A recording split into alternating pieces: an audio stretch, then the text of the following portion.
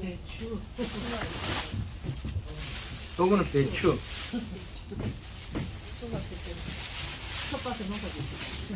일단은 심어봤습니다. 아까 배추 좋대요. 그래도 겨울에. 물을 줘야 되는데 못 줘가지고. 아, 배추 이게 며칠 날 심은 거지? 네? 며칠 날 심은 거예요? 배추 배추요. 예. 며칠? 심은 날짜가 한그 주저께 정도 맞을 것 같아요. 90일 배추 보면. 아, 그래. 예. 그러면 얘가 60일이야? 90일 배추잖아요. 90일. 아, 90일 배추예요, 그게. 90일 종이에요? 예. 그 지역의 온도가 좀 낮은 겁니까? 높은 지역입니까? 거기가 조금 원래적으로 하면은 기온차가 심해요. 해발? 예, 춘향이라는 데인데 봉화 춘향. 예, 예. 기온차가 심합니다. 아, 거기는 고냉기 배추 하는 데잖아요. 운행주에는 안 되고 그뭐 조금 저 평리라 보면 되죠. 딴 데서 뭐좀 기른 데는 배추가 엄청 좋아요. 예. 그런데 저희는 관리를 잘못하고 하다 보니까 일단은 하고자 했던 게 아니라 공간이 남아서 예. 한번 심어봤습니다. 몇 판 심어봤다고요? 네. 예. 이거는 우리 일반 배추보다 줄기가 가늘해요. 가는데. 예, 예. 우리 일반 배추도 이 줄기 더 넓죠. 아, 그러면 저건가 보네. 예. 뭐딴 배추. 아니, 여름 종이, 여기에, 배추 요 줄기가 좀 가늘해요. 네. 그죠? 그럼, 두 가지 줬는데 씨앗을 지금 하나 가져온 겁니다. 예, 그래서 이 종들은, 더위를 잡기 타거나 뭐 여름 종자입니까, 이게? 여름 종자용이야. 네. 여름 종자. 네. 그 우리가 배추가 돼요. 일반 우리 가을 김장 배추보다 여기 작아요. 네. 우리 김장 배추, 배추인가 보다. 예, 김장 배추는 이게 멸치. 넓지. 네. 이게 이제 줄기가 넓은데 이거는 그것처럼 우리 뭐라 그러죠? 얼갈이 배추죠. 얼갈이나 우리 겨울초, 네. 예, 그것처럼 이걸 하나 떼면 이게 좁아요. 그래. 안에 이게 줄기가 작다, 가늘다.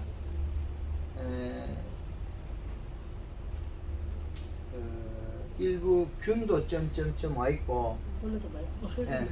벌레도 많이 먹어. 예.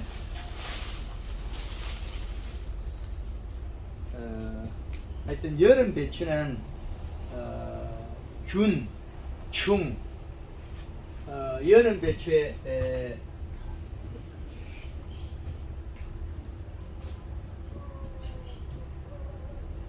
여름 배추에 특히 균하고 충하고 싸움. 균충. 그래서 균충하고 빼고 나면 영양 밸런스거든요. 영양 밸런스로 보면 얘들은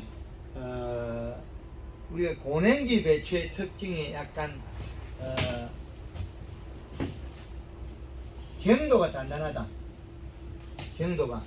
요 경도를 단단하게 하는 방법의 하나의 일부분을 써야 된다. 여름 배추. 경도를 단단하게 하려고 하면 경도는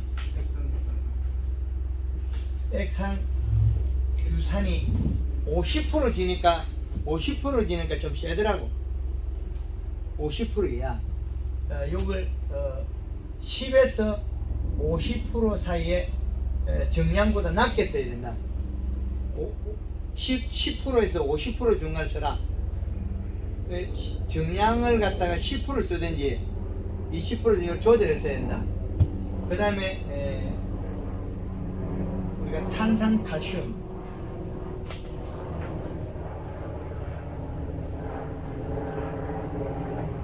그 다음에 석회, 요런 종류, 그 다음에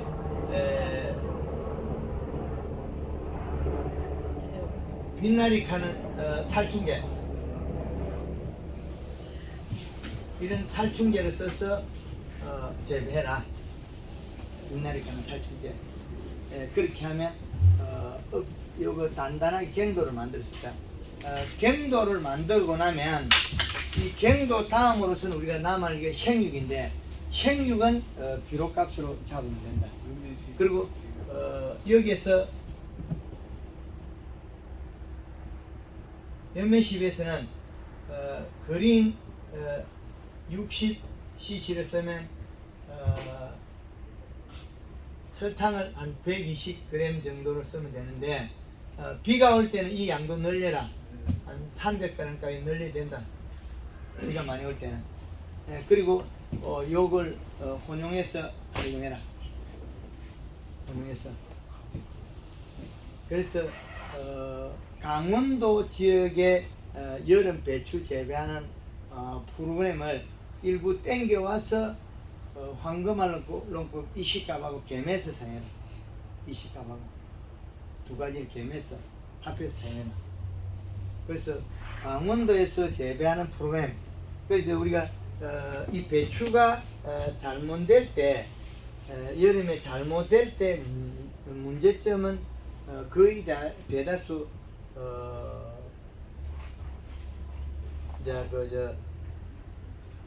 꿀통 배추, 꿀통 배추 요 끝에서 가리 가다에서 해서 잎이 녹아서 같이 녹아 내렸는데 꿀통 배추는 한쪽이 살아 있어요.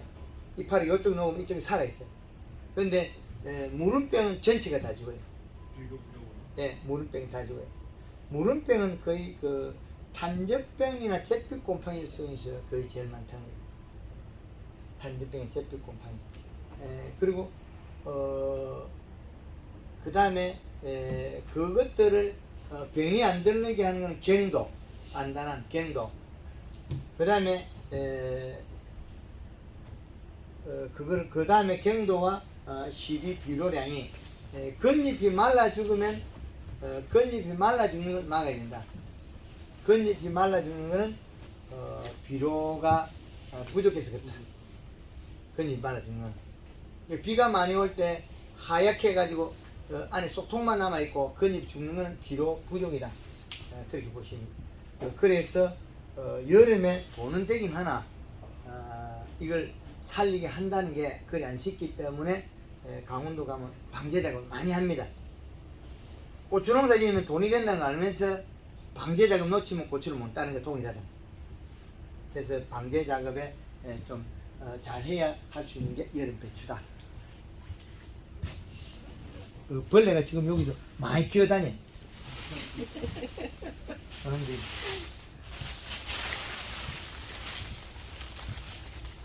그 안에 물이 있습니다.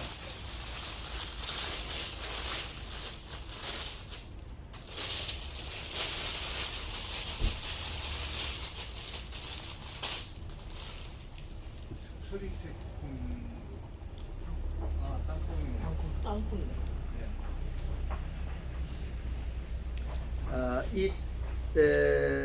이게 땅콩이 언제 심으면 좀 늦된 거가 이거 솔콩입니까? 솔콩은 뿌리가 여기 전용 그냥 일반적으로 씻고 이렇게 있는 거 씻고 이렇게 풍력을 고추도 지금 품종이 뭔지도 모르고 지금. 아니요, 이 땅콩 이래 눕는 땅콩 있고 네. 이래 서는 땅콩 있고. 아 눕는 건데 그게 연미시비를 많이 했거든요. 그 눕는 땅콩인 것도 여기다가 전다 그 뿌리가 나와야 되는 뿌리가 안 나왔어요. 아 밑에 있어 우연만 잘랐죠. 예, 그래 예. 네. 잎은 엄청 살이 쪄 있네. 네? 살이 쪄 있어, 엄청 쪄 있어. 네, 연미시비를 많이. 그럼 지금 땅콩 밑에 되게 달렸겠네, 엄청. 네, 달렸을 거예요. 예, 엄청 내년 달리는데. 하는 건데 예. 많이 달렸는데 올해는 섭이 무조건 많이 크더라고요. 연면시비를. 예, 골드 그린 칼라 살포하고 이러면 비료 더 주고 하면 이거 엄청 좋아져요. 그리고 황금알롱법으로 땅콩에다가 연면시 해놔면 땅콩, 예, 땅콩 가을에 캐가지고 땅콩 센 걸 말리고 먹으면 비린내 안 나요. 좋아하는 사람들. 예, 비린내 안 나요. 전혀 비린내 안 나고 맛이 전라도 영암에서 이거 땅콩 많이 심는데 그 농가에서는 땅콩을 당신 가보면 되지. 땅콩을 조금 보내준 걸 먹으니까 볶아낸 줄 알았어. 오늘 취향도 하고. 껍질도 홀랑홀랑 잘 까지고 네. 비린내가 안 나니까 땅콩이. 그래서 요 땅콩이 이 정도 씨라는 것 같으면 병도 없고 탈도 없고 좋아요. 많이 달려요. 많이 달릴 것 같아요 원래. 예, 맛있습니다. 이 땅콩. 땅콩 이것도 주기적으로 그냥 연면식 한 번씩 해주면 돼 이렇게. 이렇게 잘 된다.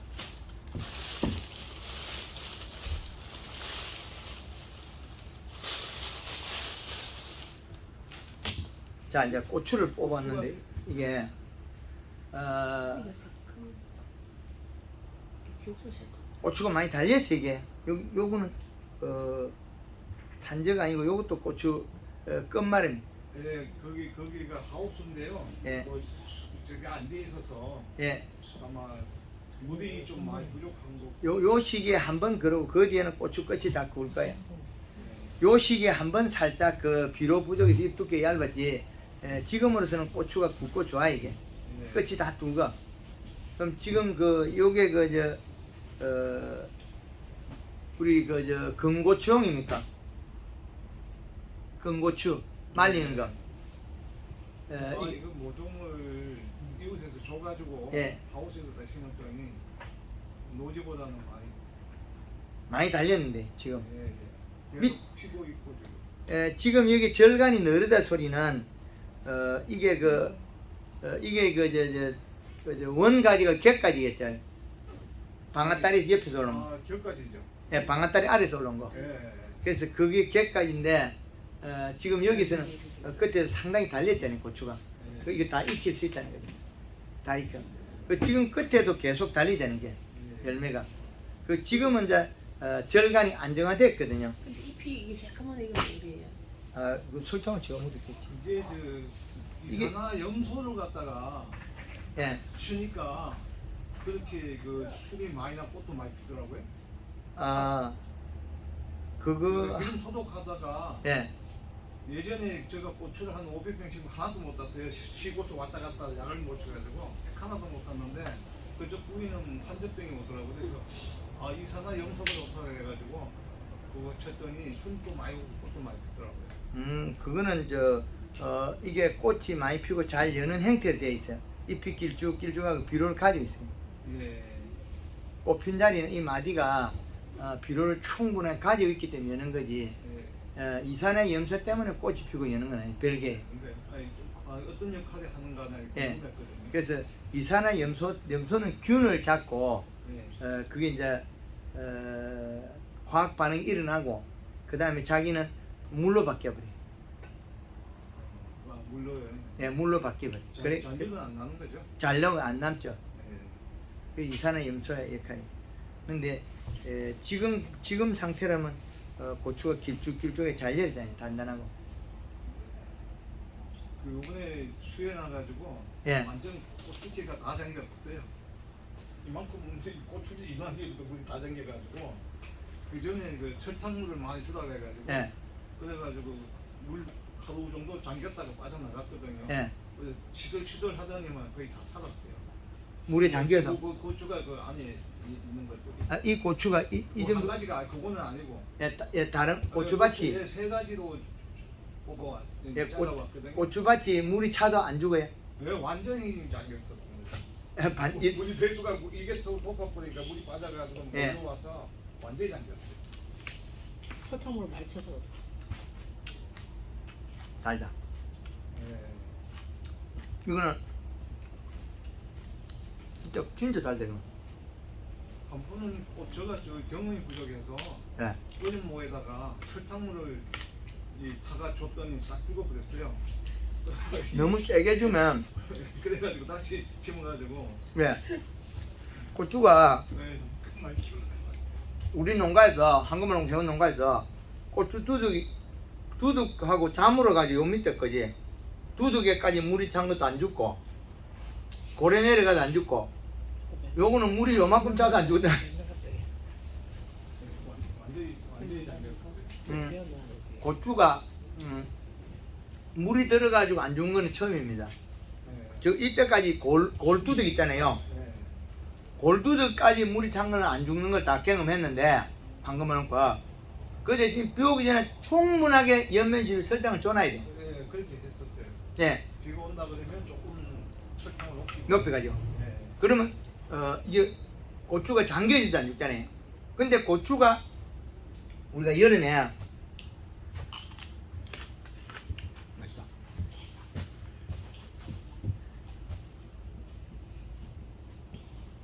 여름에 고추가 침수가 돼도 안 죽는 거는 잎에 들어있는 탄수화물 농도 차이야.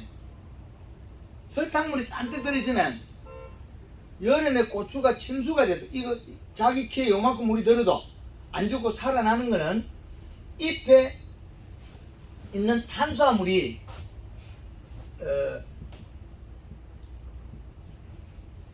잎에 있는 설탕이 내려가면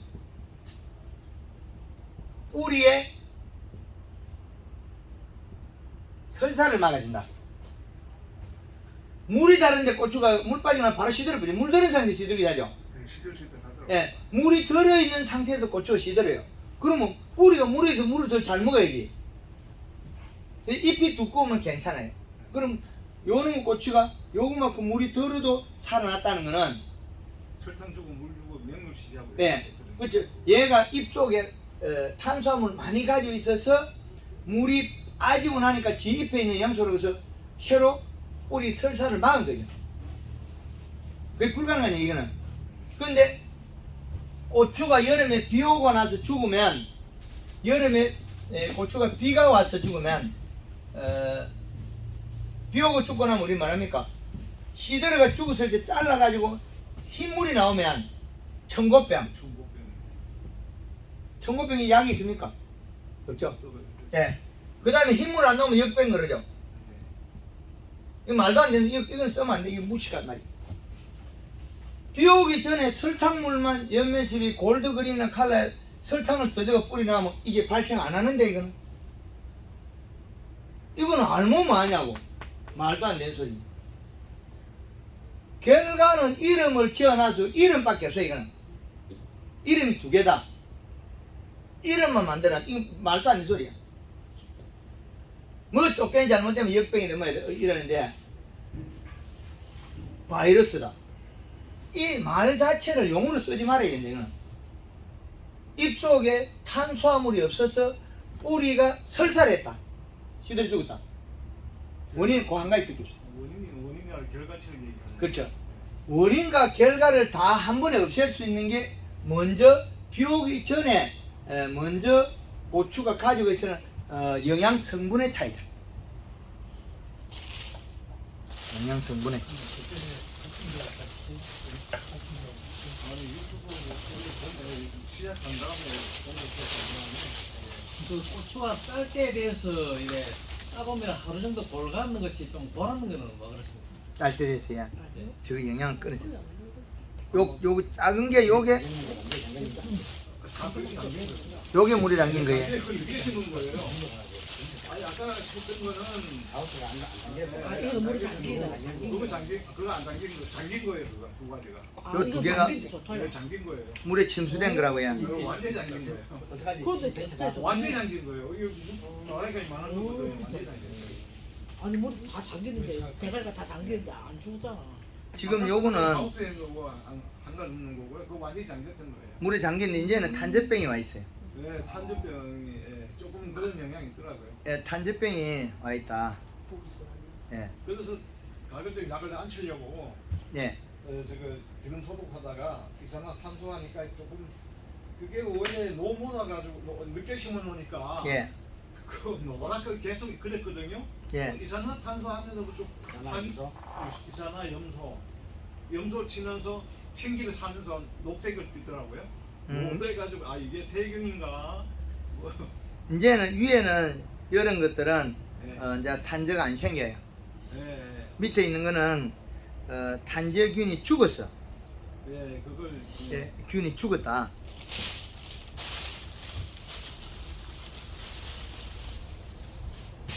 참깨. 예, 참깨. 예. 얘들도 지금 병이 너무 많이 들었어요. 아 병이 들었어요? 예, 특별한 약은 안 치고요. 예, 그냥 뭐 아까처럼 골드 그린 칼라 치면서 조금 날리고 이랬죠.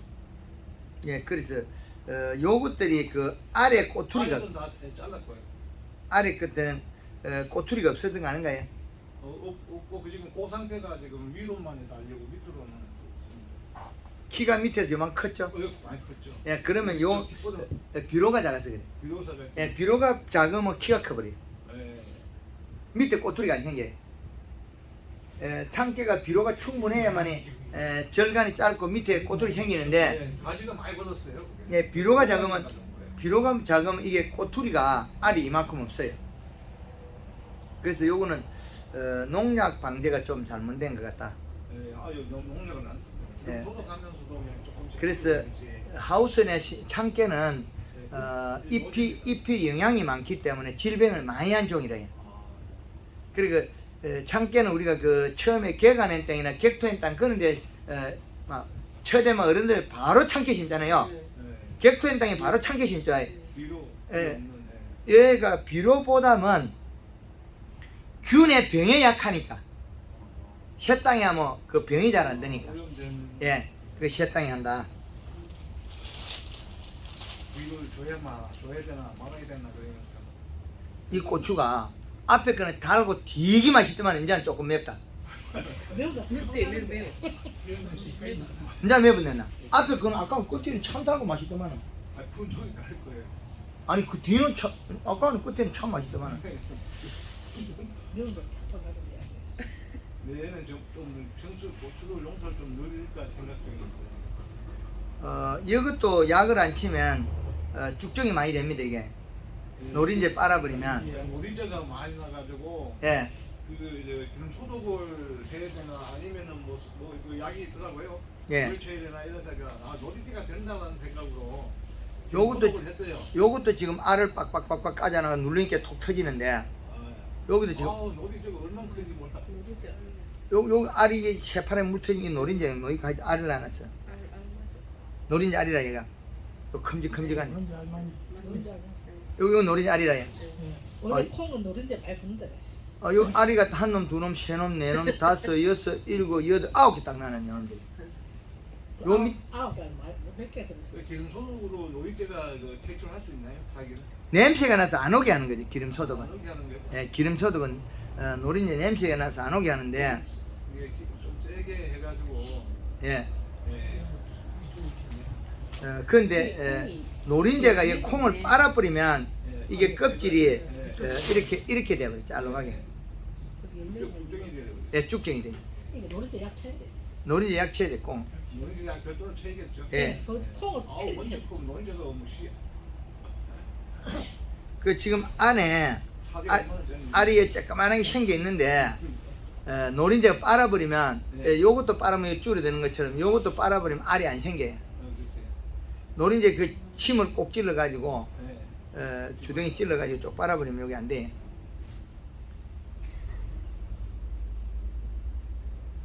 네. 고구마는 하니까 절간이 굉장히 짧아지더라고요. 예? 고구마는 절간이 굉장히 짧아지더라고요. 예, 고구마는 워낙 비료를 작게 주니까 말을 잘 들어요. 근데 콩이나 이런 것들은 콩은 자기 뿌리 박테리아를 키우기 때문에 힘이 강해질 수도 있어. 그래서 콩에 쓰는 방법하고 고구마 쓰는 방법 가리하고 설탕 양을 조절해 놨거든요. 달라요. 예, 예. 그래서 그 방법을 자금자금 봐야 된다. 우리가 가리를 세게 쓰면 타요. 예, 그래 여름에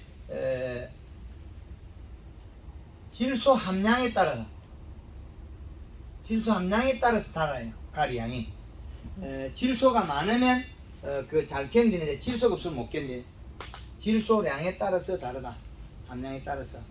그래서 요 양을 한 번씩 보셔야 됩니다. 질소 함량에 따라서. 그래서 요 부분 질소 함량. 그리고 여기에 따라서 질소가 많을 때에서는 가리를 물 예, 비율을 맞춰서 20리터에 40에서 120g까지도 쓸 수 있는데 120g까지 쓰면 물 20리터 쓰면 잎이 되도록 탈 수가 있어요.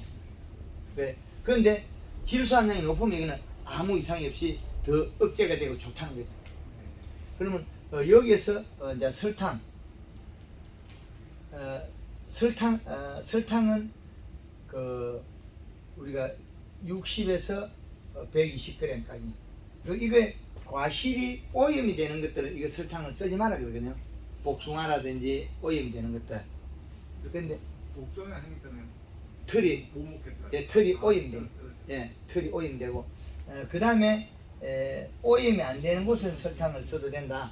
그 설탕을 쓰는데 고추는 설탕을 써도 오염이 안 되기 때문에 비가 올 때는 한 300g을 써주면 방금처럼 고추가 침수돼도 안 죽어요. 잎이. 그러면 여기에 침수돼도 안 죽는 거와 갱도도 같이 포함돼요. 약간 너무 무르면 물에 약해요. 갱도가 조금 가지고 있어야 된다. 고구마 같은 경우는 염화가리 양을 여기보다 더 늘려서 고구마는 한 200g까지도 늘려야 된다. 고구마는 염화가리 양을 더 늘려야 된다. 고구마는 염화가리 양을 늘려주는 게 더 좋다. 예, 칼리. 예, 염화가리 고구마는 더 늘려주는 게 좋다. 그러면 우리가 원하는 게 잘 만들어진다. 그 끝고추 익힐 때 염화가리 없으면 황산가리 써도 뭐 상관은 없습니까? 염화가리 없으면 그 작게 심어서 그래요, 고추가. 예. 그러면 그 왕소금을 써도 됩니다. 같은 양으로 왕소금을 써도 됩니다. 자두나무, 복숭아나무, 그 대나무도 하나 있었고. 저거 있을 때 자두나무 나도 오빠는 잘 하신다. 고구마요? 지금 그 배추 무에도 그 그린 칼라 그 2번에 한 번 뿌려 쭉 쳐면 됩니까? 예, 맞습니다. 그 지금 요게 이제 복숭아가 이제 꽃눈을 다 맺어 있는 상태야. 그럼 얘가 복숭아 거의 대다수 보면 복숭아는 한 10월 10일 되면 낙엽이 떨어져 버려요. 그러니까 지금부터 이제 곧 오늘 8월 25일이면 이제부터는 곧 단풍 들이기 들어가야 된다. 그거 어떻게 예, 그것도 역시 마찬가지로 골드 칼라의 설탕의 염화가리 양을 조절해 가라. 지금은 이 정도 잎이라면 염화가리 한 1.5kg, 물 500에 20리터에 60g, 네, 60g 먹어도 되고 설탕은 120g, 60g 그렇게 먹으면 되겠다. 예, 그렇게 먹으면 되겠어요. 그러면 충분하겠다. 그리고 염화가리 양을 늘리가면 됩니다. 늘려가자. 예, 늘리가면. 잎 두께 얇으면 염화가리 양을 또 더 낮추었을 때도 있어요. 두꺼우면 염화가리를 늘리고. 전에는 별로 안 주고 이랬거든요. 예. 처방이라. 예, 그래서 현재 올해는 조금 더 하면서 조금 영농 이게 농을 하면서 뒤로 주고 있겠죠. 예. 이건 자두 이제 이 복숭아 같은 경우에는 토양 분쇄가 가리가 많으면 복숭아가 조금 어릴 때 색이 빨갛게 나면 복숭아 안 커요. 그래서 복숭아는 토양 분쇄를 꼭 잘 활용해야 돼요. 그래서 가리 성분이 많아가 요 심줄이 노라면 여름에 추비에 요소를 충분히 줘야 된다. 이것보다 심줄이 더 뽀얄 때 지금 상태가 가리가 많아요. 많아요. 예. 요 심줄을 볼 줄 알아야 돼요. 요 심줄이 노랗거든요. 네. 그거 볼 줄 알아야 돼. 한번 보면 볼 줄 알아야 돼. 심줄을 자세히 보면 노랗다. 그 뒤로 돌려주고 있어. 그거 볼이 좀. 예. 심줄을 보면 노랗다는 거 알아야 돼요. 이것도 자두도 여기 심줄이 보면 노랗거든요. 여기 자세히 보면 노래요. 노랗다. 그래서 그러면 가리가 많다. 가리가 많으면 심줄이 노랗으면 돼요. 그래서 가리가 있고 없고를 확인하는 방법이 거의 대해서 심줄에서 다 나타나. 그러니까 모든 가실나무가 다 그렇게 포가 나요. 요게 빨갛게 나타나기도 하고 노랗게 나타나게 되고 잘 안 나타나는 정도 잠깐 있어요. 산딸기 나무 같은 이파리 같은 경우는 나타나요. 그럼 아까 산딸기 나무 그놈도 별게 없고 다 나타난다. 저 별 하나 달고 가네. 오늘 배를 달고 왔네. 그래. 나랑 달고. 원래 그 달려가지고요. 예. 배 상태도 봐야 되네. 하나님 어디서 돈을 씻습니까? 저 백두대간 수목원 있는 봉화 춘향이랍니다. 중요한 멀리서 오신데. 네, 우리 지금 같이 가자 그래가지고 저는 가수하고요. 넌 그거 안 놀았네. 네. 노래 터는. 여기 뭐라도 심하니까 요리가 들어가지더라고. 그것도 가리가 많은 거네. 몇 개는 더 가무가 좀 있으면 이빨이 떨어야 된다 얘 지금. 가무. 세상에 보고 어때요? 배 이쁘다 얘. 자, 이 그 배나무 잎을 봤을 때 전부 다 쪼물이 있죠. 잎이 요렇게 있죠. 네, 오물이 있다는 저거 비분이 약하다는 거고. 비분이 약하면 얘가 색이 빨리 나게 돼 있어요. 색이 빨리 나는데 안 자라요. 특히 복숭아가 빨리 색나면 절대 안 큽니다. 약간 색나면 대가리 볼락해지 색깔이 빨간색이 되면 빨리 복숭아밭에 요소 뿌려야 돼요. 아, 요소요? 예, 요소를 바닥에 뿌려줘야만이 정상적으로 쑥 큰다. 그 연면시비는 프로그램 해야만이 복숭아 낙과도 잘 안 일어나요. 네. 그럼 얘가 꽃필 때 사과 이야기했죠. 얘가 꽃필 때 꽃필 시기에 과촉엽의 크기를 키워버리면 사과는 생내기가 좀 어려워요. 요 세포량을 키워버리면 배는 그냥 대화를 만들면 돼요. 색이 없으니까. 이 색이 없어. 그런데 사과는 요놈은 색깔이 예쁜가 안 예쁜가 가격 차이가 이렇게 많이 나요. 사과는.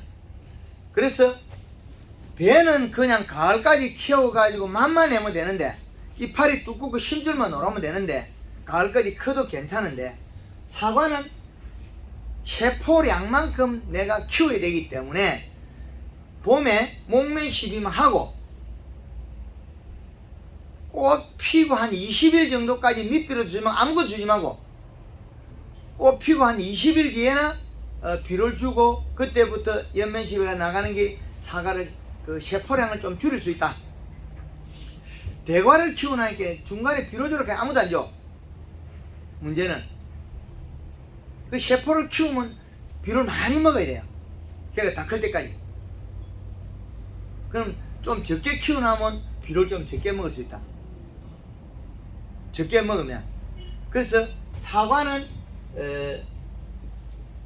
수확, 만생종용류 50일 전에 비료를 해라. 수확 50일 전에. 그러면 우리가 사과가 언제 따죠? 사과가 언제 땁니까? 11일 초. 11월 초에 따죠. 그러면 50일 전 되려면 언제 돼야 됩니까? 8월까지인데. 9월 10일, 10월 9월 10일. 9월 10일에 되죠. 9월 10일에 사과 막비를 줘야 돼. 그럼 어떤 비를 주냐? NK 줘야 돼. NK 중에서 18-0-18을 줘야 된다. 그 전에 요소도 먹어야 돼. 그 커야 되니까. 그럼 50일 전에 저거 먹고 30일 만에 다 먹고 그 다음에는 안 먹고 색깔이 파랗게 나게 껍질이 더 안 자라야 되니까. 과피가 안 자라야 된다. 그 사과밭이 양다리입니까? 엄다리입니까? 약간 넘다니. 약간 엄다리에. 엄다리면 지금 해도 괜찮아요. 엄다리는 그 질 양다리고 질 때가 해를 갖다가 등을 봅니까? 네. 그러면 오후 저 상권들이 빨리 내려. 상그늘이 빨리 내린다. 그러면 지금부터 가리가 들어가야 돼. 빨리 들어가야 돼. 온도가 낮거든. 그러면 그 사과가 색깔이 잘 안 나게 돼 있다는 거죠. 과일 색깔이. 왜 안 나느냐면 온도가 내려가 버려서 가리를 먹고 자꾸 크고 있어요. 그러면 여름에 이 사과 볼때기가 여기 뒤에 갖고 한쪽이 뒤인 자리는 약간 꺼지가 있고 이건 빨갛고 뒤는 풀이 뒤에 자꾸 커져. 사과가. 빨간색이 잘 안 나잖아요. 그럼 세포량하고 관계 있어. 봄에 꽃 필 때 잎의 크기 때문에 일어나는 거죠. 잎의 크기가 크게 과의 크기를 결정했기 때문에. 그런데 어떤 나무를 보면 자그마하게 색이 파랗게 나는 있잖아요. 맨나무가. 예. 그거는 과 총잎이 작아요. 꽃편자리 잎이. 희한하게 그 나무는 꽃편자리 잎은 작고 그 뒤는 또 힘이 차고 지가 알아서 조절하는 거예요. 힘이 없었다가 뒤는 힘이 생겨가지고 색깔이 딱 맞추네. 맨나무 그런 게 있어요. 근데 그 나무처럼 맞추려고 그러면 우리가 그 9월 10일에 비료 줘야 될까? 지금 줘야 돼. 음달이기 때문에. 온도가 낮다는 거죠. 온도가 양달인 것 같으면 9월 10일에 비료 줘야 되는데 음달은 조금 땡겨줘야 돼. 한 열 땡겨줘야 돼. 그럼 100평에 얼마나 줘야 됩니까? 그거는 내 사과 달린 양하고 좀 비례해가 줘야 되기 때문에 좀 그 결정하기 좀 어렵습니다. 그 사질 땅이 다르고 점질 땅이 다르고. 그럼 한 며칠 간에 한 보름 간에 나누어가 줘야 될 때도 있고. 그래서 점질 땅이면 그 사질 땅이면 그게 좀 지으십니다. 점질래? 네. 그러면 지금 주면 딱 맞습니다. 비료가 천천히 가기 때문에. 사질 땅은 금방 비료가 톡 떨어져 버리게 돼. 그럼 지금 주고 뒤에 한번 살짝 더 줘야 돼. 그러니까 착가가 딱 떨어지네. 그 비료 사과 따기 전에 한 30일 전에 한 20일이나 이상 남겨놓고 비료가 똑 떨어져 버려야 돼. 20일 이상 남겨놓고 뭐 20일, 30일 남겨놓고 비료가 싹 떨어져야 껍질이 안 자라고 색이 쫙 모이는 거죠. 그래서 사과가 그 밭이 봄 냉해는 어떻습니까? 냉해가 많이 왔습니다. 봄 냉해가 많이 와요. 그러면 봄 냉해가 오면 쪼개지는 거 안 나와요? 나옵니다. 나와요. 그 사비도 많이 끼고. 네. 네, 지금 탄저가 와가지고 지금 엄청 탄저가 많이 오거든요. 예. 그래서 사과의 탄저는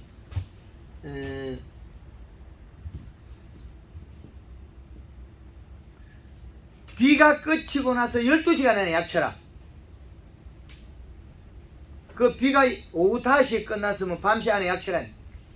사과 탄저병들 그 딴에 비는 것보다 약치는 시간이 더 시간이 짧게 걸리네. 약옷으로 치라는 거예요. 기계 놓고. 다른 사람 못하는 사람 못 알아들어도 12시간 안에 약치면 어지간하면 죽어요. 탄저가 위에 앉아있거든요. 이렇게 탄저가 여 밑에 든 거 있잖아요. 소복소복 위에 앉아있죠. 꼭지 쪽 여기 앉아있죠. 여기 탄저 든 거 없잖아요. 밑에. 밑에는 뭐 옆에 쪽에는 많이. 이때가 많이. 아, 요거는 그 전에 들은 거고, 사과가 작을 때 요럴 때 들은 거고, 여기 살 내려갈 때 사과가 열자마자 바로 요래 된 건 아니거든요. 사과가 요래가 요렇게 된 거거든요. 맞죠? 요렇게 될 때 여기 요 중간에 들은 거예요. 여기 요래 구부가 내려갈 때 사과가 달려가지고 요놈이 요래 걸어가 요래 내려가거든요. 내려갔단 말이에요. 그래서 지금은 요 위에 앉아요. 요즘 앉는 사과는 요 위에 앉아. 탄저병이 밑에는 안 앉아. 왜? 밑에는 탄저병이 붙지를 못해. 위에서 안개처럼 요 탄저병이 소복소복 내려앉거든요. 지금 약이 지금 모든 게 보면은 너무 저농약 돼가지고. 그래서 그런 게 아닙니다. 않습니다. 아니라니까요. 비라는 게 한번 오고 그치면은 12시에 다 칠 수도 있지만 비가 뭐 왔다가 또 금방 서서히 딱 올 수도 있는 거고 연속으로 막 이틀 또 오는 수도 있는 거고 이틀 동안 올 때는 괜찮다. 비가 올 때는 괜찮고요. 괜찮은데 뚫고 들어가보는 할 수 없고 못 박는 거고, 비가 와서 뚫고 들어가보는 거는 비가 올 때도 온도가 좀 낮으면 못 뚫고 들어가요. 탄저가 비가 오다가 여기 앉아있다가 뿔이 약간 뚫었거든요. 뚫었는데 약을 짚으면 죽어요. 다 뚫고 못 들어간 거는. 그게 비 끝이고 나서 최대한 빨리 약을 쳐 죽여야 돼. 전라도 영암에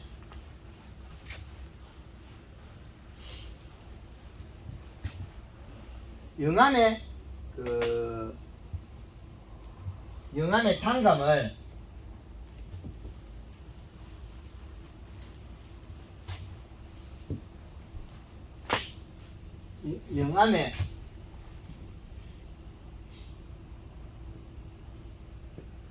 영암의 이 대봉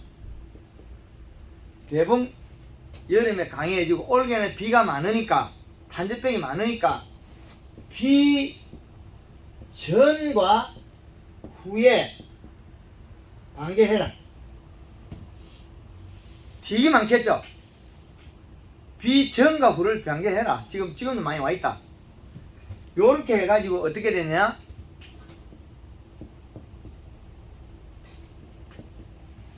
(8월 10일) 이전에 이미 팔려버렸어. 달아놓고 감 팔아버렸어. 맛도 받고 그것도. 다른 집에는 감 다 떨어지고 있고 우리 거만 크다네. 감이 커가 있다. 얼마나 약을 쳤냐? 8월 10일 이전에 22번을 쳤다.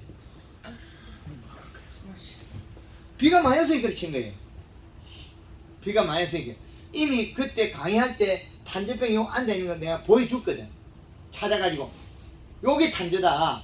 올해는 많으니까 봄부터 많이 출발했으니까 약을 많이 쳐가지고 방지해라. 제가 신경이 그것밖에 없어요. 다른 집에 소울 다 떨어지고 감도 담아도 열매도 크기도 작고 이러니까 8월 10일 이전에 대부분 11월 달에 따거든요. 그럼 몇 달이 남았어요? 11월 초에 따는데 9월달, 10월달, 11월달 석 달 전에 팔아. 말도 안 되죠? 그 농사는 과학이라는 거죠.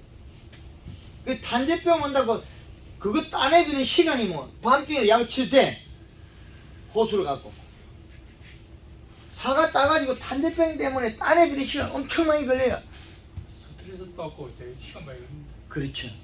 그래서 탄저병이 왔을 때 비 오기 전에 약 치는 거는 효과가 많이 없어요. 이거 별 효과 없어요. 아무리 잡아도 나는 또 올 거니까.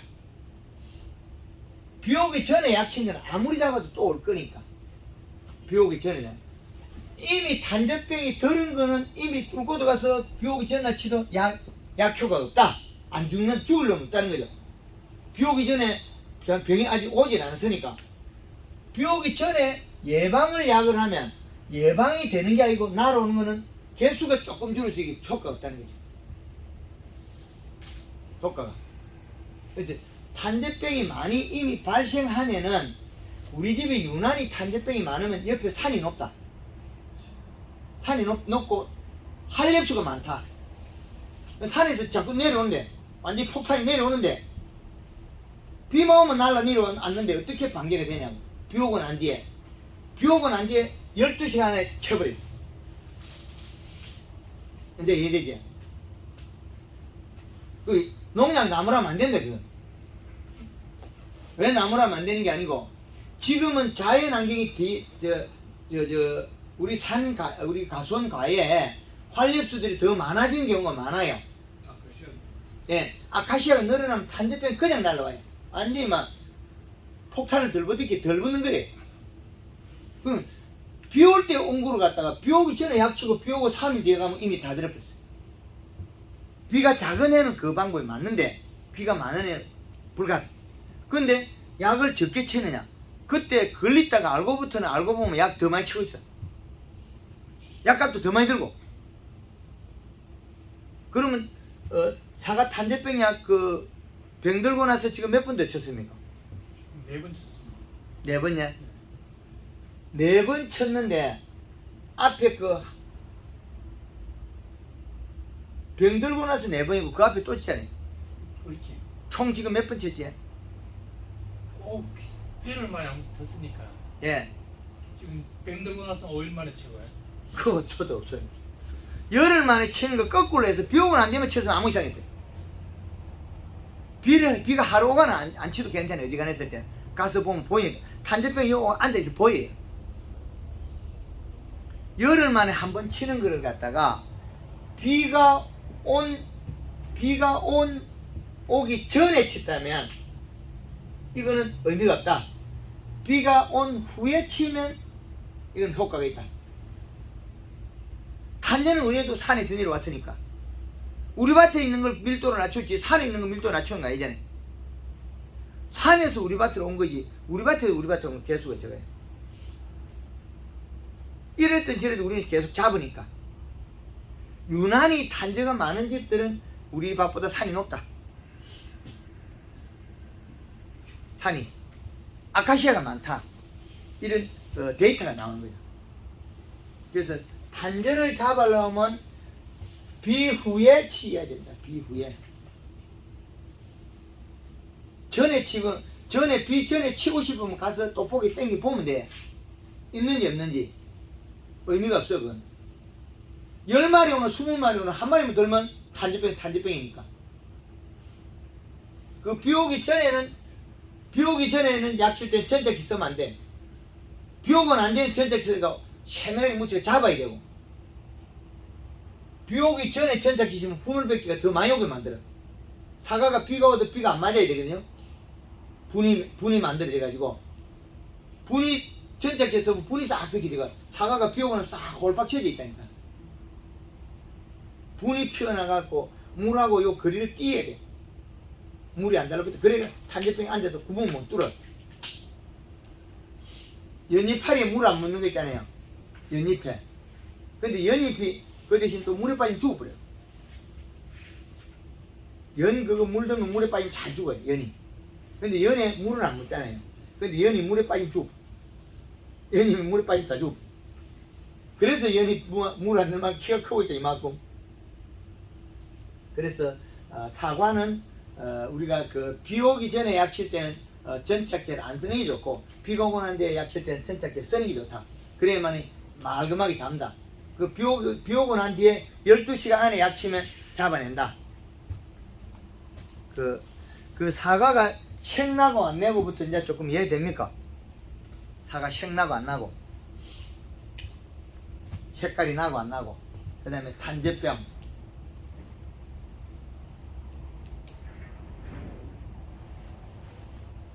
색깔이 나고 안 나고 탄저병. 색은 지금 생내기에서 참 연구를 많이 하거든 뭐가. 생내기가 네. 꽃핀 시기에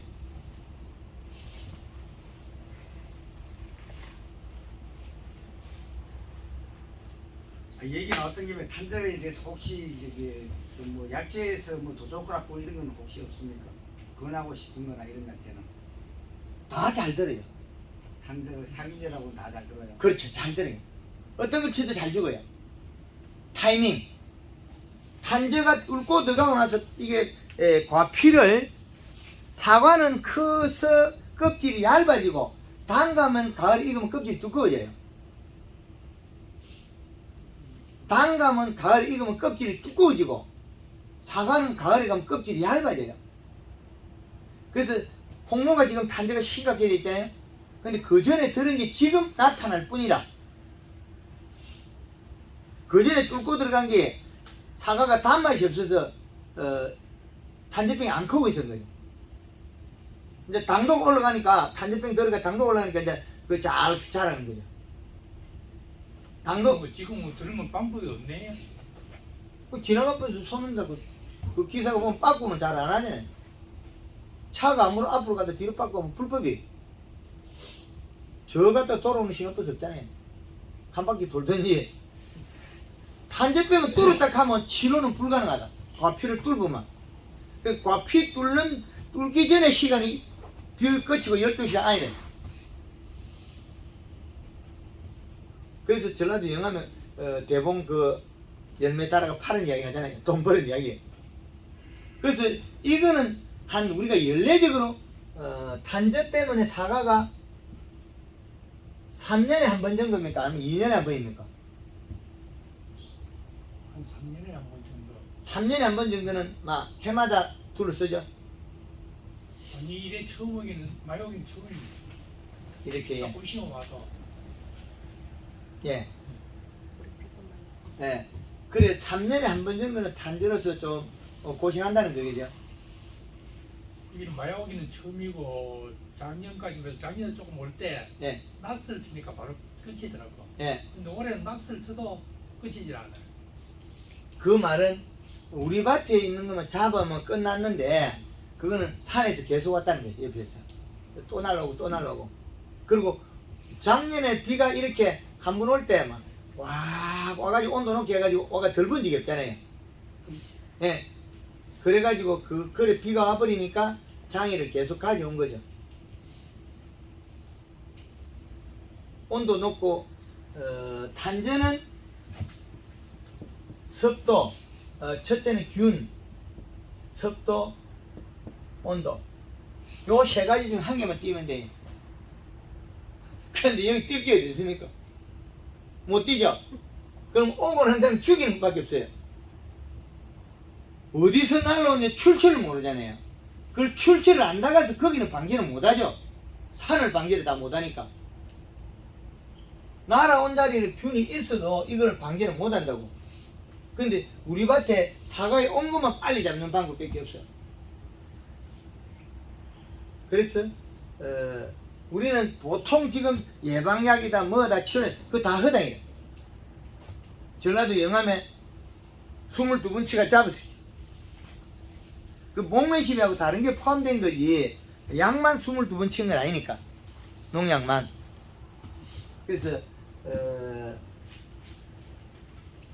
우리가 탄저병이 오는 타이밍을 정확하게 보셔야 돼요. 그럼 언제 왔다는 건 알지 않습니까? 기상청에 전화를 해서 기상대에 전화를 해서 131 누르고 0번 눌러가지고 거기 안내양이 나오면 물어보면 돼요. 언제 왔다 그러면 비 온 날짜에 온도를 보면 됩니다. 여기서 온도가 여기 차지하고 있죠. 이 온도가 안 올라가면 안 나오는 거죠. 온도가 낮을 때는 비 오고 나서 탄저병이 필요 없습니다. 온도가 높을 때. 그래서 올해는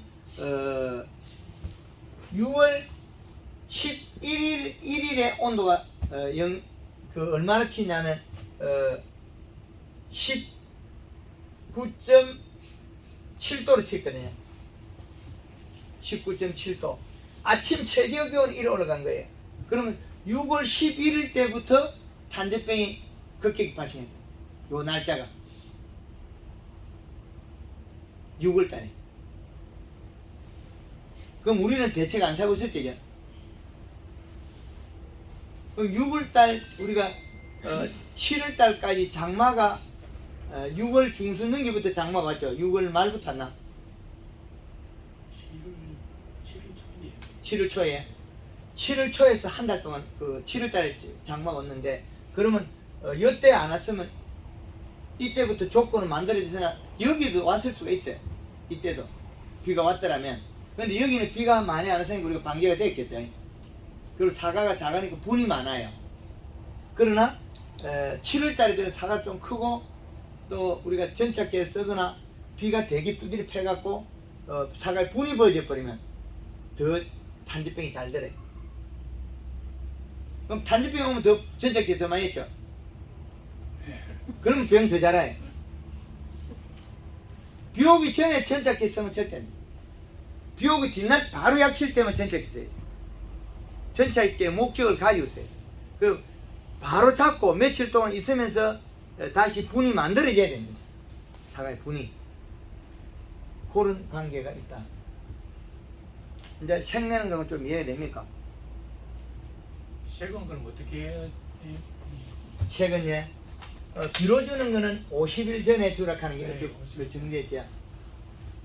비료 주는 거는 50일 전에 줬으면 비료는 수확이 50일 전에 줬으면 그 다음에 이제 비료가 지금 이시가 0.4, 0.5 나와가지고 예, 요소를 한번 나오니까 갑자기 2.5까지 올라가더라고요.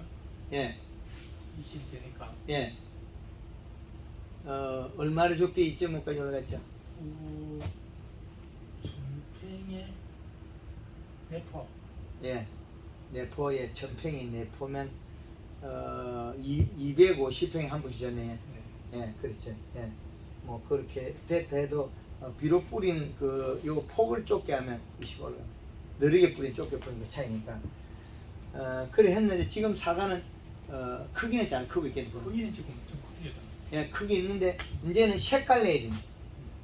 색깔 내야 되면 지금 9월 달에 지금 9월 달에 비료가 들어가야 돼요.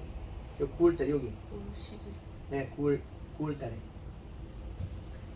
9월 달에 비료가 들어가야 된다. 요게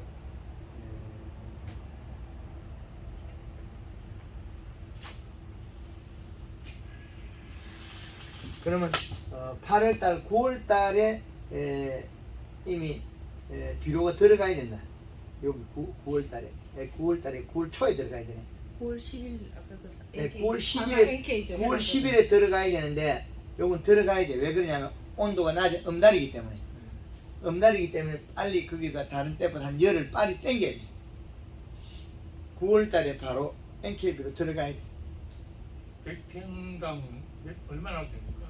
100평당 한 200평에 한 포 아니면 그 비료빨을 잘 받기 때문에 한 300, 200, 전에 지금 250평에 300평에 한 포 정도 들어가요.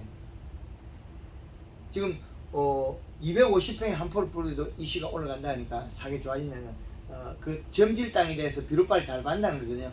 그래서 약 300평의 질소를 가지고 있으니까 한 300평에 한 포 정도 해야 되겠다. 지금 비료를 한 게 또 가지고 있거든요. 그럼 250평이 아니고 300평에 한 포 정도. 그 100평에 그 6kg, 6.5kg 정도, 6kg, 6.5kg 100평에 그 정도 하면 되겠다. NK 비료를. 그리고 지금 볼드 칼라 물 500에 1.5리터에 설탕을 쓴다면 500g 정도 쓸 수가 있고, 가리를 쓴다면 가리를 써도 되겠어요. 지금 색이 좋기 때문에 염화 가리를 한 500에서 한 1kg 내외까지 써도 되겠다. 한 500g 정도 써도 될 것 같아요. 뿌리에도 주고 이러니까 염화 가리를 물 500에 한 500g 정도 사용해줍니다.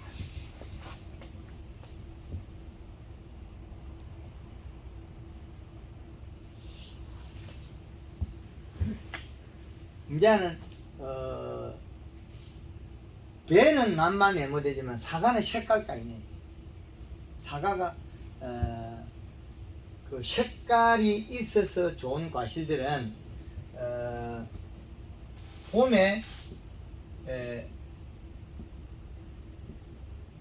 핀 뒤에 20일 내지 30일 이때까지가 세포가 많이 커가 대가가 되는 기간이기 때문에 요 기간에 비료를 주거나 연면 시비를 하는 게 문제가 될 수 있다. 세포량이 늘어나니까. 사과 커가지고 색 안 나는 농가들이 많거든요. 커가지고 색이 안 난다 소리는 자기 세포량만큼 다 큰 뒤에 색이 나 있어요.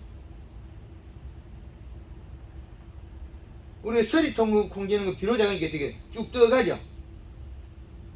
비료를 안 주니까 비료 살짝 주고 뒤에 비료 딸리 어떻게 돼? 아가 쭉 떠게 다 익을 때 되면 땡글땡글 알이 못 차요. 그러니까 그 전에 먹고 다 커가지고 비료는 떨어지고 색깔이 나야 된다. 질소가 떨어져야 된다. 여기서 잠깐만요. 좀 전에 그 목면 시절을 하고 꽃이 이제 꽃피기 2일 30일이라 그랬는데 그 목면 시작하기 전에는 그럼 퇴비하고 이런 거는 전혀 주기만 해줘. 그러면 그것도 꽃 피고 난 뒤에 20일이나 뒤에 줘. 저때 이제 20일 30일 그때 그 시기에 뒤에 이 시기에 줘. 그 시기에 퇴비도 같이 예. 한다고요? 이때에 기비. 보통 뽑기 전에 뭐 비료를 하고 이러거든요. 그러면 그걸 먹고 세포량이 늘어버려. 그러니까 세포 늘으려고 꽃 피기 그- 전에 한다 이거. 세포를 늘어나면 뒤에 색내기 들어. 집이 크니까 이거만큼 영양을 채워야만 색이 난다. 그러니까 사과는 커진다 이거. 그렇죠. 사과는 커지면 색내기 어렵다. 그럼 색낼 때 요 비료량을 계속 줘오면 되는데 안 주더라는 게 아무리 줘라 해도. 그래서 이제 사과를 작게 만드는 방법을 또 가르치죠. 잘게 만들고 색나는 방법 가르치죠. 그래 거기서 기비 그 20일 30일부터 시작한다 그러면은 예. 지금 그린 칼라하고 이런 거는 기비 할 때 비료만 줘야 되지. 아, 퇴비는 가을에 줘갖고 송기를 좀 빼버려. 아니 퇴비는 그러면 퇴비는 요때 줘보면 엄청 나빠져요. 사과 따고 보면 퇴비는 바로 죽어요. 예, 퇴비는 왜 빨리 그때 주면 나빠지냐면 퇴비를 주는 순간에 요때 퇴비를 주면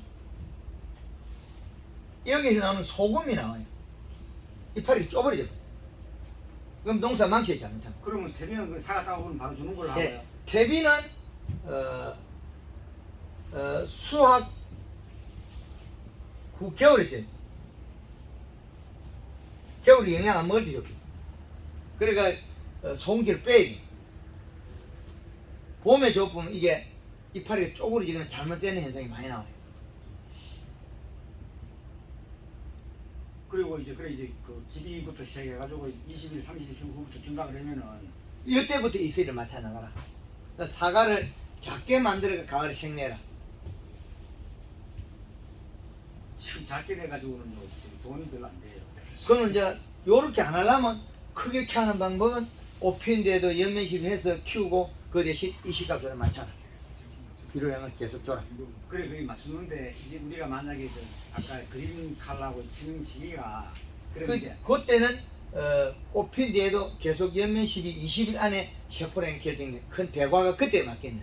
그러니까 20일부터 30일 사이에 이제 처음 시작하잖아요. 우리가 아니요. 하는 게.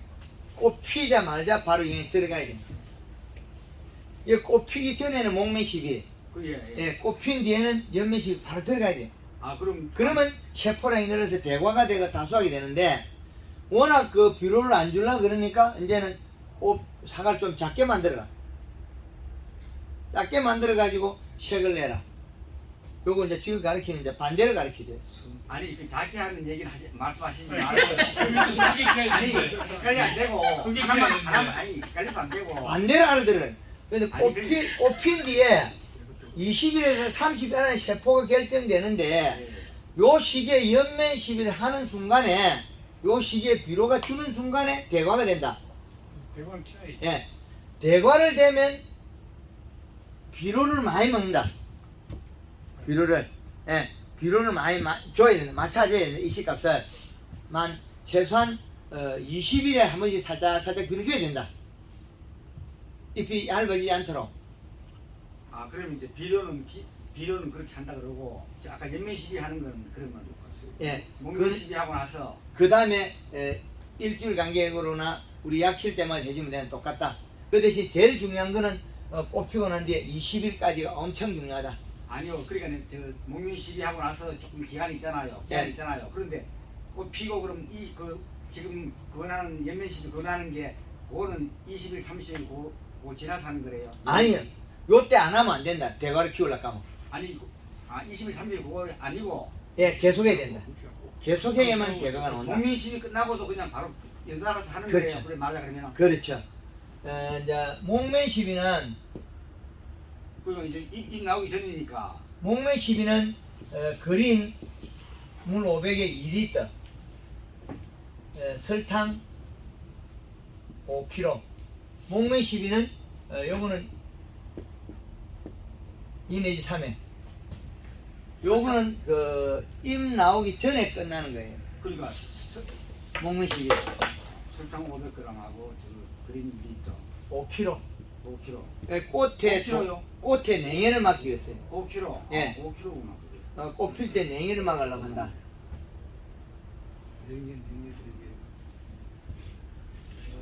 예, 꽃 사과 필. 외에도 자두 복숭아도 마찬가지인가요? 맞습니다. 그럼 뭐 산딸기 이런 종류로 다 그 포함되는 거네. 그렇죠. 근데 저희들이 이제 산딸기를 하우스를 하거든요. 예, 하우스를 하면 저희들이 이제 가온이 들어가니까 12월 달에 이제 가온이 들어가거든요. 예. 그 이제 그러면 12월 달에 가온이 들어가기 전에 한 달 전에부터 물을 뿌려가지고 나무를 부풀려야 돼. 그러니까 가을에 단풍을 들이가 빨리 이파리를 떨어뜨리기 때문에 그렇지. 그래서 그걸 어떻게 하면은 빨리 물 들어가고 이파리를 떨어뜨리는지. 유튜브 많이 나오는데 그걸 보잖아. 아 저는 요 한국말 초보가 돼가지고 그 유튜브 공부를 좀 해. 그 온 김에 이제 제가 듣고 가려고. 아까 네. 그 기비속은 20일 목면시비는 일반 사과는 대추는 꽃피는 얘기를 있잖아요. 그게 똑같아요. 세분만 예, 그리고 목매 시비를 요렇게 하면 목면시비 똑같은데 요걸 하면 사과 수정이 잘 되고 봄 냉해를 막으세요. 그걸 꽃핀 시기에도 혹시라도 날이 온도 내려가면 요렇게 하면 더 쳐져. 꽃 피기 전날 되게 추워진다 하면 설탕 5kg 하면 쳐져요. 그러면은 영상 영하 3도까지 잡을 수 있다. 영하 3도 이상 내려가 못 잡아요. 근데 그 다음에 꽃이 펴 있어도 관계는 없어요. 연면 시비는 꽃이 핀 상태에도 연면 시비는 이상이 없다. 못했으면 그때 해야 되는데. 예, 왜 그러냐면 꽃의 주두, 암술 주두는 암술은 이물질이 묻으면 지가 떼내비. 농약을 쳐버리면 그 시기에 꽃핀 시기에 벌이 안 오가지고 매개충이 안 오는 게 있는데 영양제는 하등에 관계없다. 그리고 잎이 과촉잎이 크게 두껍게 만들어 대과가 된다. 그러면 잎을 키우고 두껍게 만드는 뿌리도 뻗어나온다. 그래서 연면 시비는 그린 2번에 칼라 1번, 요거는 1.5리터에 설탕 3kg가 제일 좋더라. 꽃핀 뒤에는. 그래서 요 비 오고 난 뒤 횟수에 비례해서 과일 크기로 바뀐다. 그리고 조금 전에 그러면 기비도 그러면 아까 저기 뭐 20일 후부터 한다는 거는 이건 무시해야 아니요, 되는 거예요. 무시하고.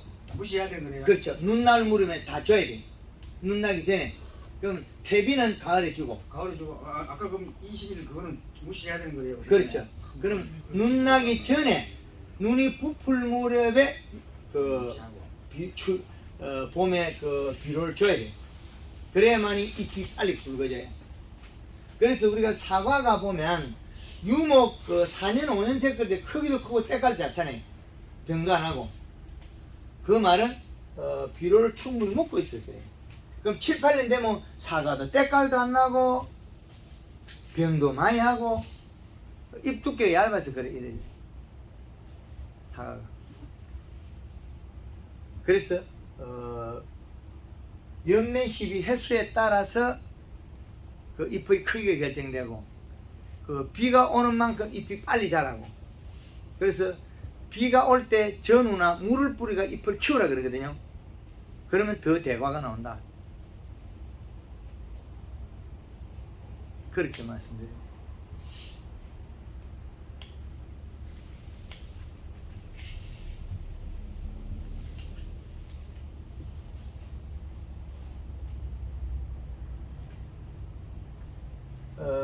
여기에 요 부분이 7월 15일까지 하는 방법이에요. 요게 농약 혼용해도 되고 7월 15일까지 요거를 번갈아서 하는 게 요 방법이고, 요거는 상반기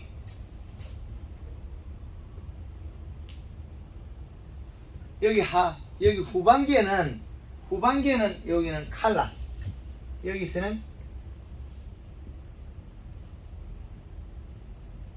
후반기에는 칼라, 여기는 상반기에는 그린 2번에 칼라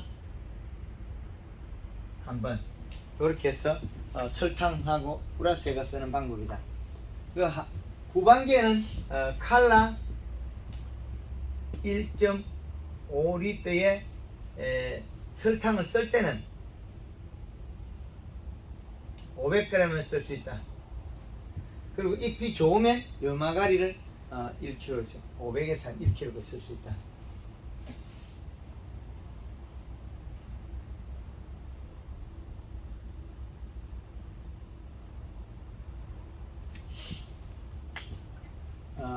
요렇게 해주면 과가 빨리 빠른 속도로 크는데, 이게 이제 후반기로 가면 비료량을 줄여야 되니까 끝으로 가면 연면시 횟수를 줄여야 된다는 결론이 나와요.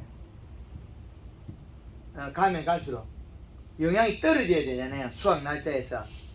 그래서 수확 날짜에 너무 가까이 연면시비가 많은 거는 성장을 시킨다.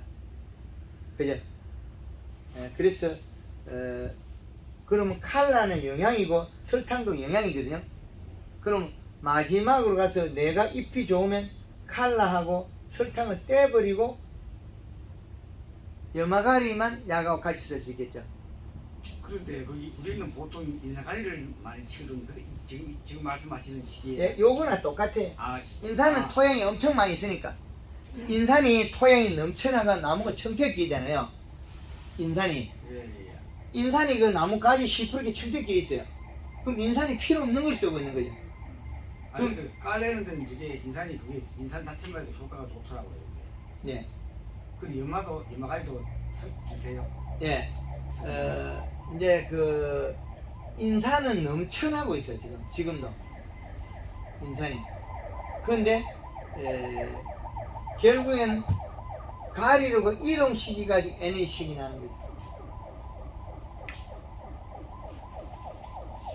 그럼 지금부터는 인산 가리를 높이면 팔만 써야 되겠네. 예? 지금부터는 이제 8말이니까 예. 아직까지는 더 성장을 시켜야 돼요. 사과가 아직 더 커야 돼요. 그럼 성장을 시키려고 하면 영양도 칼라하고 설탕도 써야 되는데 그러면 날짜가 그 수확기로 더 가면 갈수록 이 영양이 필요 없을 때가 있다. 영양을 더 주면 맛은 있고 품질은 좋아지나 성장을 한다. 성장. 혹시 그럼 7월 15일 전까지 만약에 그린 두 번에 칼라 한 번을 그거를 우리가 이제 그 농면시부터 한다면 몇 회 정도로 그거는 혹시 요약할 수 없습니까? 그 농면시부터 해가지고 몇 회라고 몇 회를 요 시기에 좀 주라고 이런 식으로는 뭐 일주일에 한 번 열흘에 하나 그 차이죠. 일주일에서 10일 사이에 예, 그렇지. 그러니까 우리 약치는 템포로 가든지 그 차이밖에 없다는 거죠. 약칠 때마다 쓰겠어요. 예, 예. 그럼 상반기에는 근데 요거는 이제 꽃핀데 여기는 집중적으로 하셔야 돼요. 그러니까 이제 요거 까지는 왔고 예, 7월 꽃핀 뒤에 예. 요거 한 20일 가량 있잖아요. 예. 요거는 집중적으로 하고 집중적으로 해요. 예. 요걸 해야만이 그 기본이 만들어져요. 대과가 되는데 그 대과가 되고 나면 그 다음부터는 뿌리가 만들어지고 저절로 움직이기 때문에 그 다음에 우리가 농약 치는 템포로 가면 된다. 예. 그리고 이제 그럼 후반기에서는 이제 속도를 조금 더 아니 여기까지는 계속 가야 돼요. 요 9월 10일까지는 9월 10일까지는 다 쭉 가야 돼. 지금 8월 25일이니까 한 번 내지 두 번밖에 못 하고 9월 20일이니까 쭉 커야 돼. 계속 커야 돼. 그 다음에 이제 차츰 적게 커야 돼요. 수확 때까지. 그럼 수확의 역산에서 따는 역산에서 11월 초에 되니까 10월 초부터 줄여야 돼. 연면시비는 일주일밖에 안 걸거든요. 연면시비는. 그러면 9월 말에 9월 20일이나 이때 마지막 연면시비 영향을 써도 된다는 거죠. 그럼 한 달 동안 뒤로 빼앗는 겁니다. 비로 하는 게 50일 전에 비로는 하는 50일이고 연면시비도 뒤는 줄여버려야 돼. 그럼 지가 가야 되는 기간을 둬야 돼. 그럼 그 50일 전에 모든 가실류가 다 50일 전에 아니죠. 그 산딸기는 그 딸 기간이 없어요. 그 잠깐밖에 안 돼. 그러니까요. 산딸기는 그거다 갖다 붙이면 안 돼. 그러니까. 그건 보면 눈 깜짝을 지어서 다 따고 없는데 그러니까. 6월 10일 되면 다 따고 없는데 뭐. 그러니까 저희들이 이제 4월 달부터 이제 5월 달까지 수확을 하거든요. 그게 눈 뜨자마자 다 따고 없는데 15일에서 20일 정도밖에 수확이 안 되는데 사과 꽃피기 전에 다 따고 팔아보고 사과 꽃피기 전에 다 팔아보는데 그게 전혀 다르지. 그럼 우리 이제 딸기나무 같은 경우도 저 칼라나 거리를 네. 주기적으로 계속 치주면은 그때 주면 딸기 엄청나게 큰 게 나오고 딸기는 그 딸기 따기 전까지 요소들을 줘야 돼. 그래 양으로 돼. NK 줬다 그러면 딸기 물러서 못 써. 우리가 지금 낙엽병 때문에 제일 고민을 하고 산딸기 나무는 이제 낙엽이 낙엽 완전 넣어가지고 낙엽이 짚은다. 매울 때 돼. 지금 그건 아니지. 그게 지금 7월 달 육월 그러니까 말- 장마 시작되면 보통 6월 보면 말부터 그때부터 이제 오거든요. 거기 이제 서서 이제 오기 시작을 그리고 계속 이제 동그란 탄저병이 아니고요. 이제 치면 이제 이파리 단절병이라고 그러더라. 동그란 단지병도 있고 근데 이제 저희들은 이제 뭐 나다가 쉽게 이제 낙엽병이라고 통일을 해갖고 낙엽병이라고 이야기를 하거든요. 그래 동그란 점점 단접병. 여기 줄기로 타고 가면 낙엽병이고 점이 똑똑 동그랗게 되는 요거는 단접병. 아, 그건 단점입니다. 그래서 여름이 시작되는 온도에 단접병이 생긴다. 예, 그 진짜 아까 비가 온- 많이 오고 예, 하니까. 아니 온도가 19도 때 온도 15도 이하 때는 잘 안 생겨. 19도 때 생긴다.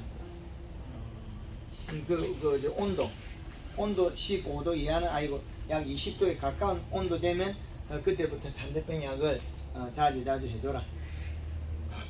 나무라고 안 했으면 안 된다. 주기적으로 약을 치고 있는데도 안 잡히니까 그건 오고 나서는 절대 안 잡혀. 올게 더 심하고 올게 그 타기 더 심하게 심한데. 올게 더 심해. 이 이런 단대병. 한번 저 단절 아침에 오라고 했더니 집을 시행해. 네. 그래서 다른 데 있는 영상을 좀 더 보시면 식물이 마지막에 색깔이 내야 되는 것들, 깔을 내야 되는 가실들은 마지막에 가다가 멈추고 난 다음에 색이 나야 된다. 멈추고 난 다음에. 그런데 마지막에 자꾸 뿌죽뿌죽 크고 있으면 색이 안 나거든요. 마지막 크기 다 크기 전에 미리 약 한 30일 전에 비료가 끝쳐야 돼. 비료가 그 전에 다 먹고 그때는 소진돼야 된다. 그 대신 가리 성분은 오래 가거든요. 비료를 줘놔도. 그 NK 비료를 주면 18-0-18을 주면 이게 어떻게 되냐면 요게 암모니아 가스가 빠지면 12.6이 돼요. 12.6에 18이라는 비료가 된다는 거예요. 그러면 NK를 주는 순간에 가리가 많아져요. 그럼 질소는 또 빨리 먹고 없어지거든요. 요게. 그럼 50일 전에 주면 얘가 한 20일 남짓 가고 나면 30일 기간은 비료가 줄은 상태에서 간다는 거죠. 가리의 역할이 많으면서 영양 이동은 많이 일어나고.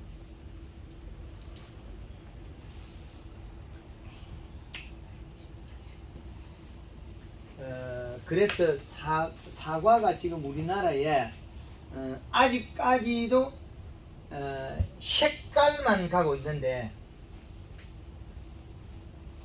올해 사이마스같이 색깔이 아니고 당브릭스 표시가 가거든요. 그 이제 가락 공판장에 중매인들이 당도 측정기를 들고 그 한 300만짜리 산다는 개념이에요. 그러면 이제는 안 사요. 사이먼스켓 안 사요, 이제. 이제는 자기 브랜드를 세울 수 있어요. 중매인들이. 이때까지 중매인들이 사과의 색깔을 가지고 브랜드를 세웠는데, 이제 이게 없어져요. 무너져요, 앞으로. 색깔 좋아도 맛없는 거 팔아갖고 소비자가 원망하는 경우가 많다. 색깔 빨간 거, 맛대가리 없는 거 요즘 유식에 사과를 만들어가지고 맛대가리 없어 색깔이 빨개요. 얘는 우선은 그 초록 사과가 더 맛있다. 노란 작년 사과. 같은 경우는 저는 초록 사과 우선은 전부 거기 더 택배를 딱 맛있어. 바르거든요. 예? 택배를 딱 바르거든요. 예. 한무삼이 5단계까지 소개하다 보니까 조합이 하나도 없니까 전부 택배를 했는데 예, 그렇죠. 이 예, 당도가 높으니까 전부 소개되더라고요. 예. 딸기도 마찬가지예요. 딸기도 당도가 좋아야 잘 그거 되지. 뭐 크기도 마찬가지지만 지금 앞으로는 맛이 좋아야 돼. 무엇이든지 맛이 좋아야 소비자들이 방금 먹는 거 딸기 맛없습니까? 예? 맛있지. 다반 딱 올라가지. 딸기 따가지고 잘 안 썩지. 예. 딸기 따가지고 썩는 거는 딸기 익을 때 돼서 질소가 부족해서 썩는 거야. NK 뿌리면 잘 썩어. 아 질소가 부족해서 딸기가 이게 무르신다고요? 그렇죠. 근데 우리가 이제 어디 우리가 교육을 가잖아요. 네. 보통 교육 가면 근데 우리 산딸기 교육을 오시는 분들이 대부분 보면 이제 고창에 이제 폭풍자 연구하시는 분들이 이제 강의하러 많이 오시거든요. 그분들이 보면 질소를 못 쓰게 하시거든요. 예. 질소가 이제 딸기를 무르게 한다고. 무게 만든다. 무르게 만들고 시커멓게 딸기를 대장성도 짧고. 그리고 또 딸기를 색깔이 시커멓게 만든대요. 그래서 질소를 못 쓰게 우리는 그렇게 교육을 이때까지 받아왔거든요. 무식한 것들이. 아니 딸기 익을 때 돼서 요소를 줘야 딸기가 야무러지지. 날이 더운데. 복숭아도 요소를 줘야 되고 딸기도 요소를 줘야 단단해져요. 토양에 이미 가리가 많기 때문에. 그래서 황금을 넣고 하는 농가들은 딸기 좀 어부 커가지고 생날 때 익으려 클 때 요소 주잖아요. 그럼 딸기 더 크고 단단하잖아요. 안 물러지고. 그 딸기가 째면에 새카맣게 된 거는 가리 때문에 그래요. 알이 크지도 않고 익어보고. 이래 큼지막하게 돼야지 안 크고 요만 익어버리죠. 아니요, 크기는 큰데 이제 색깔이 이제 약간 좀 까매지죠. 새카매요. 작은 게 있잖아. 작은 게 있는데. 작은 건 있는데 그래도 대부분 보면 이제 그러면은 이제 질소를 이제 그 딸기가 색깔이 이제 돌라 할 때 그때 이제 질소를 하면 된다 이 말이죠. 딸기가 먼저 대가리가 별개지고 색이 나려고 폼 잡으면 예. 가리 가다예요. 복숭아도 익기 전에 조금만 크가다 중간에 색깔이 대가리 별개면 빨리 요소비를 줘야 돼. 그럼 쑥 벌려 쑥 커가지고 마지막 색이 한 번에 탁 나야 돼. 사과도 색이 중간에 나면 안 돼 이래. 색이 안 나야 돼. 쭉 가다가 한 번에 색이 탁 나야 돼. 그래 되는데 사과 중간에 색 난 거 이건 뒤에 색이 안 나. 비료가 부족해서 이거 될까 말까 될까 이래. 색가 삘기들끼리 안 줘. 그래서 비료량을 쭉 먹고 가다가 마지막에 색이 한번 탁 나야 돼. 그래서 비료 시비하는 방법이 다르다는 거죠. 그래서 지금 우리 황금을 얹고 하는 사과를 갖다가 10kg 10만원 파는 분들이 있어요. 턱담아 있잖아요. 큰 거. 그거는 명절용 선물로 10kg 10만원씩 받아요. 왜? 당도가 뭐 18브릭스 이상 20브릭스 가는데. 사과 당도를. 당도 17만 되면 어디가 더 치고 있지. 그 18브릭스를 넘어가야 18브릭스 넘어가야 큰 것들을 10kg 10만원 받을 자격이 있다. 10kg 10만원. 13불이면 호수 달고. 18%는 우리 산다기 우리가 20까지 나와요. 20까지 나와요. 12점 얼마가. 아 지금 이런 식으로 한다 그러면요. 예. 그게 아니잖아요. 이런 식으로 하면 올라가요. 나와요. 예. 그 있거든 당고 좀. 이렇게 하면 당이 올라가요. 우리 거 그래가지고. 예. 하여튼 우리가 이렇게 저렇게 그 가는 경로에서 작물이 자라는 걸 계속 배우면 그게 풀린다. 이때까지 우리가 그 배울 때 그냥 뭐 두리뭉술하게 주먹 보고 넘어간 걸 이제는 세분화 시킨다는 거죠. 황금을 농법에서. 그 세분화 시켜야만이 양달에는 더 비료를 질소를 조금 더 늦게까지 먹어야 돼요. 그렇지 않으면 사과 색이 안 나요. 삘기득기랑 해가지고. 그런데 우리가 이제까지는 비료를 6월달 이후로는 비료를 주면 안 되는 걸로 지금 알고 있거든요. 예. 실제로 그 6월달까지는 비료를 줘도 7월달 들었으면 비료를 주는 게 겁나는 게 거기서 이제 7월달에 7월순이라고 2차 생장하는 게 있잖아요. 그게 우리가 비료를 주는 대로 6월달까지만 주면은 거의 안정적으로 다 그대로 가는데 거기서 7월달부터 새순이 막 툭 뿌리면은 거기 내면 꽃이 맺혔던 게 다 펴서 나가버리거든요. 우리. 그러면 그게 이제 우리가 농사 짓을 때 굉장히 힘들 것 같은데요. 꽃핀 시기 이전에 꽃핀 요때 초기 연면 시비가 잎을 키워놓기 때문에 도장지가 안 나요. 비료를 많이 줘도 도장지 안 나. 아니요. 우리가 이제 6월달 됐잖아요. 6월달 비료를 아무리 줘도 도장이 안 난다고. 도장지가 아니고 가지가 이제 가지가 안 난다고. 안 뻗어나온다고. 안 뻗어나간다고요. 그렇죠. 안 나온다고. 잎이 과촉력을 키워놨기 때문에 비료를 준다고 해서 여기서 가지가 안 뻗어나온다는 거예요. 왜? 잎이 일을 잘해가지고 과실로 다 보내. 비료를 주는데 더 적게 자라요. 고추가 비료를 주면 도장지가 많이 나가 키가 쭉쭉 늘어지고 사과도 역시 마찬가지. 복숭아에 비료를 갖다가 주당 2kg 주니까 복숭나무가 더 키가 작아지고 도장이 적게 나요. 사과, 복숭아가 크고. 지금 우리가 알고 있는 거는 제가 20년 전에 시험한 거하고 동일해요. 감나무에다가 밑비료를 갖다가 21-를 내나무에다 한 포를 준 거예요. 21- 복합 비료를.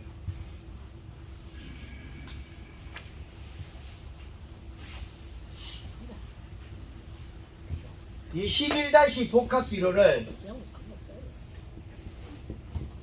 이거를 내나무에다가 한 포를 줬다. 단감나무에다. 그런데 이게 감이 크느냐 안 크더니 왜? 초기 연면 시비를 하니까 봄순이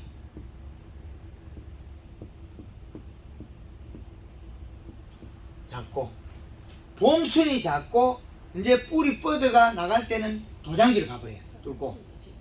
그래서 봄순을 키워버리면 사과가 크고 도장지가 안 나요. 근데 요걸 하다가 안 돼가지고 그 다음에는 요소를 내 나무에 한 포씩 줬대. 요소를 네 주에 한 포를 줬는데 그래도 역시 감이 안 크더라. 왜? 비료를 주는 타이밍이 중요한 게 아니고 먼저 뿌리를 뻗치고 잎을 켜놓은 게 중요하더라. 잎이 두꺼워야만이 뿌리로 요 잎에서 영양이 내려가서 뿌리로 여기에서 요리 가야 됩니다. 근데 잎을 안 키워나면 요리 뚫고 나가버리고 도장지가 많이 나고 사과 작은 게 있어요. 도장지 안 나고 사과 큰 게 있거든요. 그건 봄순이 크다는 거예요. 봄순을 크게 키워야 되더라. 그 목매시비 연매시비에서 그걸 개발해낸 거예요. 그 책자에 보면 거기 나와 있어요. 4대 공식을 그려놨어요. 초기 연면시비에서 봄순을 크게 키운다. 그래놓으면 세포량도 늘어나면 대과가 돼요. 사과 1kg짜리 넣는 게 많이 나와요. 부사가. 사과가 너무 크다고 그거 한데 1kg 그런 건 필요 없고 이게 필요 없고요. 우리가 1kg 넘는 게 좀 나와야 그 다음에 것들이 따라가는데